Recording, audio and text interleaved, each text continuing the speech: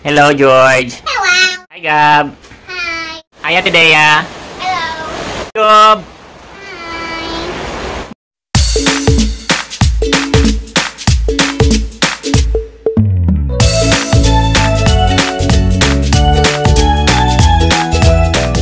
Welcome back sa ating channel. Yung topic natin ngayon is gumawa tayo ng review with regards sa mga supermarket. Shoutout nga pala dyan sa mga sa mga hands-on na nanay and tatay. Okay? Sila yung madalas na pumupunta sa grocery, no? Sila yung namimili. Okay? So, hirap kaya. Review lang natin, no? Doon tayo sa unahin natin yung sa SM Hypermarket. So, sa akin to para sa akin. Sa SM Hypermarket kasi mas convenient siya mamili kasi nandun na siya lahat. Nandun na yung kompleto na siya, grocery, appliances, damit, school supplies, mga ganyan, etc. Then, yun yung pros niya, no? Meron siya mga buy center, billings, yun, mga ganun. May ibang kompleto na din. Okay? Mga ibang bills na pwedeng bayaran, meron na din. Then, yung cons naman niya is di free yung parking. So, magiging free lang siya kapag meron silang requirements na dapat mapibili mo dun sa hypermarket. Free na yung niya, magiging parking. Okay? Sa SM naman, sa hypermarket naman, kapag pumunta ka doon tapos mag-withdraw ka lang, magbabangko ka lang, or bibili ka lang ng food, pagkain. So, hindi free yung may charge ka sa parking. Yun lang, yung cons niya. No? Then, review lang din natin. Yung sa Pure Gold naman, bilisan lang to. Yung pros niya, ang pros nun is, halos, meron din naman lahat. Meron din, marami din namang doon. Hindi tulad ng sa SM. Okay? So, may mga kulang. Pero hindi naman ganun ka, pero hindi lahat. Okay? So, sa parking, meron naman silang space sa parking. Pero, syempre, first come, first serve. Kasi yung parking nila, kahit sabihin mo free, siya, limited lang. Ilan lang yung So, kung may sasakyan ka. Pero kung wala, ay okay lang. Diba? Mas mabilis. Mabilis lang doon. Kasi hindi naman ganun karami yung tao. Yun sa mga, sa mga malalaking Pure Gold siguro. Sa mga malalaking Pure Gold kasi, parang siyang hypermarket din. Merong food corner, ganun. Tapos, ganun din, may mga appliances. Yung mga malalaking Pure Gold. Pero dito kasi, sa pinuntahan natin, hindi yun ganun kalaki. So, karamihan kasi ng mga Pure Gold, ang maraming, mas madalas yung mga sakto lang. So, hindi siya kompleto. Okay? So, nasa naman yun. Siguro sa na nila yun. Makikita naman nila yun kung yung for improvement. Okay? So, ayan, maraming kulang, guys. So, yun yung pinagkaiba sa Pure Gold saka sa hypermarket. Hypermarket, mas malaki kasi doon eh. So, dito, mas maliit. So, ayan. Natapos tayo sa Pure Gold. So, mahirap, daming kulang. Okay? Hindi siya tulad ng sa hypermarket. Kumpara sa hypermarket na pagka mag-grocery ka, may billing, may babayaran kang bills, doon na din, mga ganun. Kainan, limited lang eh. Hindi siya tulad ng, doon lang na area, kakain na ganun. Sa Pure Gold, dun sa, meron naman pero, punta ka pa dun sa ibang side. Okay? So, ganun lang. So, yun lang, sa tingin ko, sa my own review, observation. Okay? Doon naman tayo sa last. So, SNR. So, ika nga nila. Yung SNR daw, yung Pure Gold na mga mayayaman. Hindi naman mayaman, syempre. Kataon lang, may member kami, membership card. So, kaya pwede tayong makapasok doon o makabili. Okay? So, yung pros doon, ang advantage is bulk order, maramihan siya, malakihan. Pag i-compute mo kasi, total mo compute, i-computein mo parang mas makaka-save ka kasi ito lang yung doon karami yung nabili mo.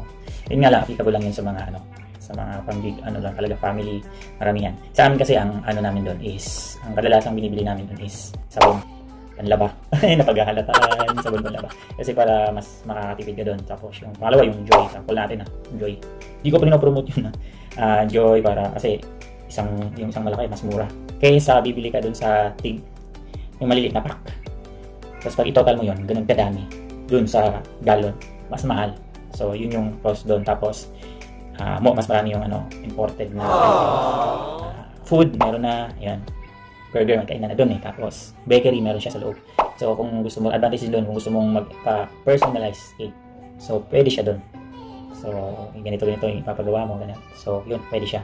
And then, damit, mga school supplies, meron na rin doon. Appliances. So, isa pa, yung cost dito is yung kapag meron kang sasakyan. Okay? Kasi meron silang tire, center. Pagbibili ka ng gulong, libre na yung pagpapa-align, gano'n. Like today, mayroong car service na bumili ka battery. So, mga may sasakyan na. So, hindi naman sinasabi na dapat yung doon is yung may mga sasakyan lang. Hindi naman. Okay, ano pa is meron na ding ATM machine. So, yung cons naman doon is, yun nga, kailangan mong magpa-member. At saka doon meron silang policy. Siguro dahil quarantine, one member, one card member is one entry lang. So, kaya hindi ako nakapasok nun yung time na yun. Kasi isa lang. Tapos, update lang tayo. Epic fail na naman. Kasi one card, one entry lang. Iwan tayo.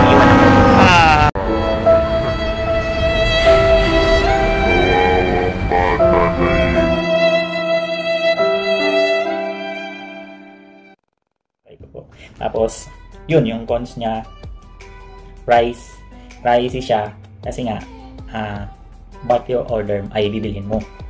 Siyempre, mas mahal yung babayaran mo, ba't nga eh. Then, ba't din yung presyo. Then, limited lang yung local product. So, paramihan talaga, imported. Okay, and then, isa pa, yung membership card mo is per annual.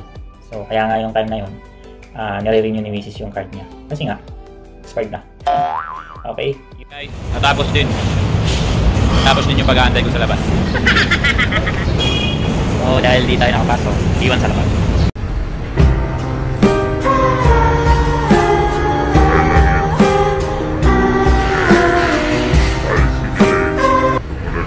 One card, one entry lang.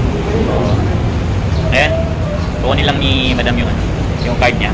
Kasi pinaparing expired na kasi. Okay. Tingnan natin kung ano yung mga pinamili niya. So, yung review na to para lang sa ginawa ko to para meron tayong dun sa mga hindi familiar sa mga mag-grocery, mga ganun. At least makakuha kayong idea. So, kung saan mas convenient mamili. Ito, SM ba, Pure Gold, SNR. Pure Gold, SNR, halos isa lang naman yun.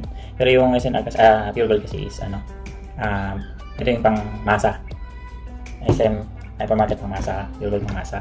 SNR pang hindi siya pang masa, malik. Maramihan, bang bulk order siya doon. So, yun guys, mga Repa Peeps. Ayun guys, mga Repa Peeps. Kung ako papipiliin kung saan ako mas preferred mag-grocery, so depende sa purpose ng pamimili mo. Kung regular at weekly ka na nag-go-grocery, sa SM ka. So, kasi, sa SM kasi, kompleto na doon. So, nandun na lahat. Then, may points ka pa. Sa SM Advantage mo. SM Advantage. Although, sa Pure Gold, may points ka rin naman. Kasi, meron din sila. Sa Pure Gold kasi, maganda yun sa mga sa madali ang pamimili. Okay? Sa dami ng store ng mga Pure Gold, may Pure Gold Junior pa. So, ewan ko na lang. Okay? Kung gusto mo naman mamili ng bulk o maramihan, so, sa SNR ka na. So, gagastos ka nga ng one time ng bongga, ng malaki. Pero, kung i-computein mo, mas malaki naman ang natitipid mo, ang savings mo. Okay? Compare doon sa bibili ka ng paunti-unti. Kasi pag paunti-unti, so matotal mo yun. Tignan mo. Computein nyo guys, para makita nyo rin. Okay? Yun lang. So, sana nag-enjoy kayo guys. Karepa dyan. Sana. Pwede rin kayong mag-comment below kung may gusto kayong itanong or may suggestion kayo ganyan dito. So lahat yan ay natin. Entertain po natin yan. So importante sa atin yan. Kung bago lang tayo sa channel na to, huwag kalimutang mag-like and subscribe po na makikita dito sa baba ng screen. Paki-click na rin po yung notification bell. Pakisuyo po, piliin nyo yung kasi may dun may choice doon yung all pa. Sana all! para lagi tayong updated sa mga videos natin, upcoming videos natin. Okay? Yun lang. Thank you. Hi, George. Kung ikaw... Hello. Kung ikaw papipiliin, George, saan mo gusto mag-grocery? Sa SM? Sa Pure Gold? O sa SNR? Sa SM! Bakit? Gusto ko pa. Anong meron sa SM? A swimming pool and that. My favorite is Mahang ice cream. My name is Georgina. Hi, Gab. Hi. May question ako, Gab. Kung papipiliin ka, saan mo gusto mag-grocery?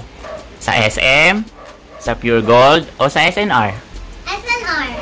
Bakit? Anong meron sa SNR? My ice cream. Orange juice. Gummy bears. Cake. Wow, okay. Thank you. Hi, Ate Dea. Hello. May question ako. Ano po? Saan mo gusto mag-grocery kung papipiliin ka? Sa SM, sa Pure Gold, o sa SNR? SM. Why? Because it's near our house and there's a lot of food to eat in there. Job, Hi. may question ako, Job. Kung papipiliin ka mag-grocery, saan mo gusto? Sa SM, sa Pure Gold, sa SNR? Here goes. Why?